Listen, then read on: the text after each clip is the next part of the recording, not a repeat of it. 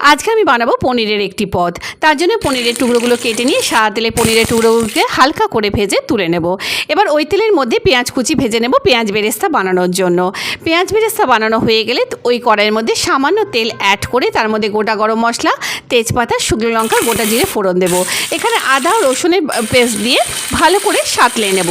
সাঁতলে নেওয়া হয়ে গেলে এখানে টক দইয়ের মধ্যে যেসব মশলা আমি উল্লেখ করেছি সেগুলো দিয়ে একটা ফাইন পেস্ট বানিয়ে নিয়ে সেই পেস্টটাও এই তেলের মধ্যে দিয়ে ভালো করে কষিয়ে নেব। যখন দেখব তেল ছেড়ে দিয়েছে তখন পেঁয়াজ বেরেস্তাটা এর মধ্যে আমি মিশিয়ে দেব। তারপর মিশিয়ে দেবো হলো কাজু বাদামের পেস্ট। সমস্ত ভালো করে মেশানো হয়ে গেলে টক দইয়ের বাটি ধোয়া জল এর মধ্যে দিয়ে দেবো। এবার যখন ঝোল ফুটে উঠবে ভেজে রাখা পনিরের টুকরোগুলো এর মধ্যে দিয়ে দেবো।